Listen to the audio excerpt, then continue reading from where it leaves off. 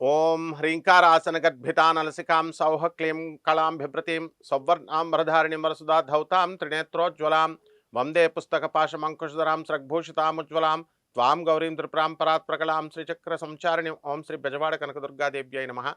మనకి ఈ పంచగ్రహ కూటమి ఏర్పడుతోంది మనకి 2026 సంవత్సరంలో ఫిబ్రవరి మార్చ్ ఎండింగ్ వరకు కూడా.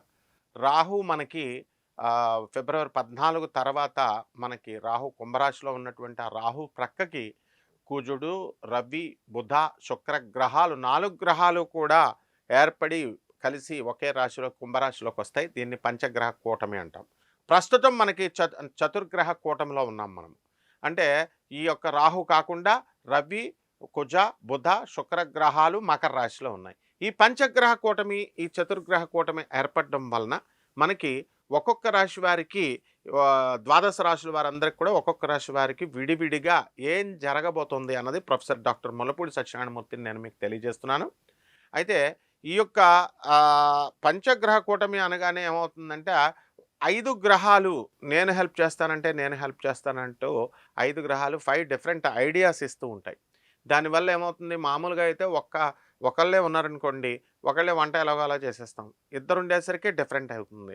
కొంచెం ఉప్పు ఎక్కువని ఈయన ఏమంటాడు, ఆయన తక్కువ అంటాడు ఇట్లా. సో ఎప్పుడైతే ఇద్దరు, ముగ్గురు, నలుగురు, ఐదుగురు పెరిగిపోయారో మన యొక్క రాశి మీద ఫలితాలు అనేటటువంటివి మారిపోతాయి. సో దీన్ని too many cooks spoil the broth అన్నట్టుగా మనకి ఈ యొక్క ఐదుగురు కలిసి మనకి ఒక్కొక్క రాశి వారికి మేలు చేస్తాయి, ఒక్కొక్క రాశి వారికి హాని చేస్తాయి, ఒక్కొక్క రాశి వారికి న్యూట్రల్గా ఉంటాయి. ఈ విధంగా ద్వాదశ రాశుల వారికి ఒక్కొక్క రాశి వారికి ఏ విధంగా ఉంటుందో నేను చెప్తాను. వృషభ రాశి.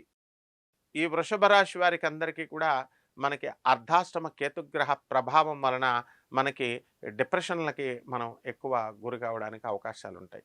కాబట్టి స్త్రీలతో వ్యవహారాలు చాలా జాగ్రత్తగా ఉండాలి. వృషభ రాశి వారికి ఎప్పుడు కూడా స్త్రీల వలన ప్రమాదాలు పొంచి ఉంటాయి. కాబట్టి మీరు వివాదాల్లోకి వెళ్లకుండా వాళ్ళేమి మీ మీదకి ఏం రారు. కాబట్టి ఈ యొక్క పంచగ్రహ కూటమి ప్రభావం వలన ఉద్యోగం చేస్తున్నటువంటి ఉద్యోగంలో రాజ్యంలో ఉన్నటువంటి గ్రహాలన్నీ కూడా మనకి ఒత్తిడిని పెంచుతాయి. పని అనేటిది సునాయాసంగా చేయగలిగేటటువంటి ధైర్యాన్ని కూడా ఇస్తాయి. అదేవిధంగా ఇల్లు కట్టాలనుకునేటటువంటి వాళ్ళందరూ కూడా ఇల్లు పూర్తి చేస్తారు. అయితే ఫిబ్రవరి 1 తేదీ దాటిన తర్వాత శుక్రగ్రహం మూఢమొస్తుంది. ఆ తర్వాత మీరు అనుకున్నటువంటి పనులన్నీ కూడా సాధించగలుగుతారు. స్థలాలు లేనటువంటి వాళ్ళు స్థలాలు కొంటారు. ఇక విద్యార్థుల దగ్గరికి వచ్చేసరికి చదువుల్లో ఫాస్ట్గా ఉంటారు. వృషభ రాశి వారికి చదువు పైన శ్రద్ధ పెరగడానికి అవకాశాలు ఉన్నాయి. కాబట్టి ఈ ఎట్టి పరిస్థితుల్లో విదేశాలకు వెళ్ళాలనుకునేటటువంటి వాళ్ళకి అందరికీ కూడా విదేశాలకు వెళ్ళిపోవడానికి అవకాశాలు అధికంగా ఉన్నాయి. ప్రైవేట్ ఉద్యోగస్తులకి, స్టూడెంట్స్కి కూడా. పరిహారాల దగ్గరికి వచ్చేసరికి కేతు జపం చేసుకోండి, కేతు స్తోత్రాలు చదవండి, కేతు కిలోంపావు ఈ యొక్క ఉలవల్ని ఆవు పేడ రంగు ఉన్నటువంటి వస్త్రాలను కానీ లేదా మల్టీ కలర్డ్ ఉన్నటువంటి వస్త్రాలను ఇచ్చి పేద బ్రాహ్మణులకి సోమవారం నడుపుతూ 7 గంటలకి దానం చేసుకోండి. దశ మహావిద్యల్లో ఒకటైనటువంటి ధూమావతి అమ్మవారి యొక్క సాధన చేసుకోవడం ద్వారా బ్రహ్మాండంగా ఉంటుంది. అంతేకాదు గరికగడ్డతో గణేశునికి ఆరాధించండి.